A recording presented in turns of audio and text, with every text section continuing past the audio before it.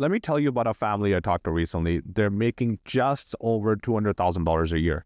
10 years ago, most people would have called them wealthy. Today, they're stressed every month. They own a beautiful house. Their kids are healthy. Both parents are working.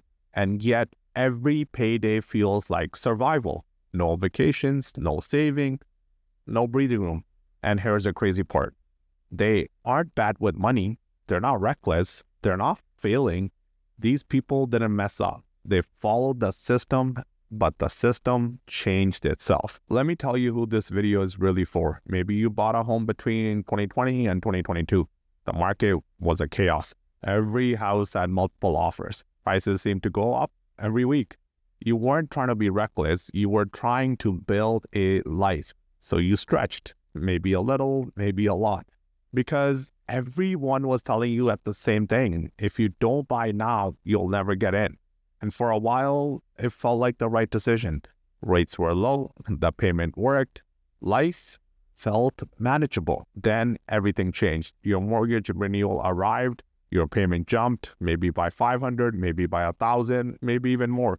And suddenly the budget that used to work doesn't work anymore. But maybe that's not your story. Maybe you bought more recently. You knew the rates were higher. You went in with your eyes open. You bought the house you really wanted, the extra bedroom, the better school district, and the better backyard. Your forever home. And you told yourself something most families tell themselves: we'll grow into it.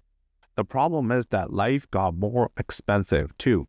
Groceries got more expensive, insurance got more expensive, kids' activities got more expensive, property taxes that never seem to come down, and home maintenance shows up. The furnace didn't care what interest rates are doing. The roof didn't care what your monthly budget looked like. And now every month feels tighter than it should. What changed was simple. We moved from extremely low interest rates and relatively stable everyday costs to a normal environment where both housing costs and day-to-day expenses moved higher at the same time. It's not just the mortgage, it's everything. Groceries, insurance, property taxes, the cost of daily life, all moving up at once.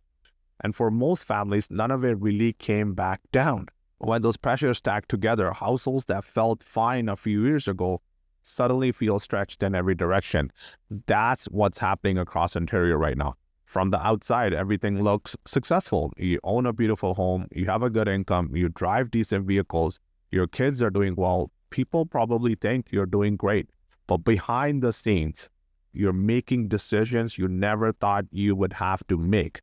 Maybe you stopped contributing to your RSPs. Maybe you're carrying a balance on your credit card that used to get paid off every month.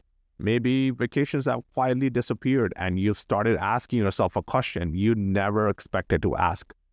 How can we make this much money and still feel like we're falling behind? If that sounds familiar, you're not alone. In fact, you're exactly who this video is for, because what you're experiencing has a name. It's called being house poor. And for a lot of Ontario families right now, it's becoming the new normal. And here's a part that nobody talks about. You can't even say it out loud, because what do you say when I make $200,000 and I'm struggling? Nobody believes you. Nobody sympathizes with you. You're supposed to be fine. So you stay quiet. You keep showing up to your job. You keep performing, and the stress just builds silently behind a house that looks, great from the street. That silence is exactly why this keeps getting worse for so many families, because the people who could help, a financial advisor, a mortgage broker, and an honest agent, they never get the call because you haven't said it out loud yet. So let me say it for you. You're not failing. You're not irresponsible. You're a reasonable person who made a reasonable decision in an unreasonable market. And now the math doesn't work. And here's who made that math not work. The banks that held the rates at near zero for over a decade and made a generation of buyers qualify for mortgages that they could only afford at historic lows. The government that kept the stimulus running long after it should have stopped, and then raised the rates faster than any household budget could ever absorb. That era of get in now or never that pushed families to stretch beyond what a normal market would have required. You didn't create this situation. You inherited it. But, and this is the only thing that actually matters now, you do have options more than you think. And that's the reason I'm making this video. Before we talk about getting out, I want to talk about how you got here, because I've sat across from a lot of families in this situation and almost none of them made stupid decisions. You bought in 2021 because every month you waited, the price went up $20,000. Renting felt like throwing your money away. Your parents told you, get on the markets. Your friends were all buying. The bank approved you, so you bought. Or you renewed your mortgage in 2026 and exactly found out what 5% actually feels like on $1 million home. Nobody sat you down in 2019 and said, by the way, if rates go back to normal, your payment is going to jump thousands of dollars a month. They should have, they didn't. Or you bought with two incomes and one of them changed. Mat leave, job loss, business slowdown, life happens. None of these are failures. All of them are how house poor happens to people who are doing everything right. What matters now is what you do next. And here's the honest framework. There are 3 paths out of being house poor. Which one is right for you depends entirely on your situation. Let me walk you through all 3. All right, path 1. This path works if your house poor situation is a cash flow problem, not an equity problem, meaning the house is worth roughly what you paid for or more. You're not underwater, but the monthly payments are too tight. Here's what I've actually seen work. First, call your lender before your renewal, not at renewal, before. Most people don't realize you can negotiate your mortgage rates. Banks rely on you just rolling over. If you go in 3 to 6 months early with competing brokerage quotes, you have leverage. Even a 0.3% rate reduction on a $900,000 mortgage saves you about $225 a month. That's real money. Second, amortizations. If you're stretched on a 20-year amortization, ask about extending it to 25 to 30. Yes, you'll pay more interest over time. That's true, but your monthly payment drops and, you create some breathing room. And sometimes that breathing room is what keeps everything else stable while your income catches up. Third, your property. If you have an unfinished basement or a separate entrance, many municipalities in Ontario now offer between $15,000 to $50,000 to help add a legal basement suite. That's rental income. Even, let's say, $1,000 to $1,500 a month can completely change your monthly math. I've seen lots of people turn a house poor situation into a stable one, within months. And, if you're in Caledon or Bolton or any other city and you have a basement that could be a suite, drop that in comments. I'll tell you exactly whether your property qualifies for the grant and what the rental upside looks like in your neighborhood. Path number 2. This is the path nobody wants to talk about because it feels like giving up. It's not giving up. It's making a smart financial decision. Here's the reality. If you bought, let's say, a $1.3 million house in 2021 because you needed the space, and now the space isn't being used, or the carrying cost is genuinely making your life smaller every month, selling and moving into something around, $800,000 or even lower can free up thousands of dollars. And that's not theoretical. It actually works. I've had this conversation with families who were terrified to downsize, and almost every single one of them, after they did it, said it was the best financial decision they ever made.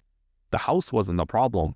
It's the stress they were carrying in their everyday life that was the problem.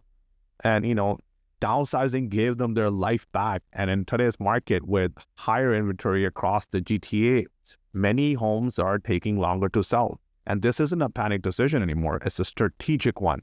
You're not selling at the bottom. You're recalibrating your life in a market where, as a buyer, you actually have more options again. Path 3. This is for people who have equity in their house. So, use your equity to reset. This one is for people who bought 4 or 5 years ago and had real equity in their home, but for some reason, because of everything getting expensive, are still cash flow poor because either the mortgage structure changed, life changed, and everything else is getting expensive. So, you can do something like home equity line of credit, a HELOC, which lets you access equity without selling. Used correctly, this is not getting deeper into debt, but it's restructuring. For example, let's say if you're carrying a higher credit card at 19 to 22%, you can move that into your HELOC and go at a significantly lower rate and saving you, hundreds of dollars a month. Or in some cases, the better move is more structural. If you have significant equity and the GTA no longer fits your life financially, you sell, move that equity and buy in a market where your money goes further.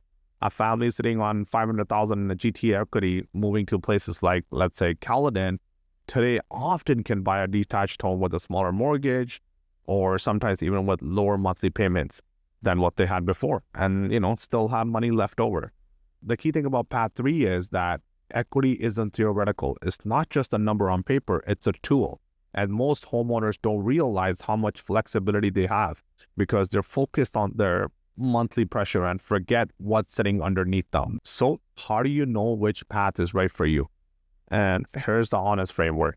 If your home is worth roughly what you paid or more, your situation is temporary. Income is growing, life is stabilizing. And if you can handle, let's say, the next 2 years, take path 1, optimize, stay, fix your cash flow, work out your numbers. And if you're in a home that's bigger than you need, or in the neighborhood no longer fits your life, or monthly stress is affecting your family, path 2, downsize. There's no shame in downsizing. If you have real equity, $300,000 or more, and you still feel financially stuck despite what you have built, take path 3.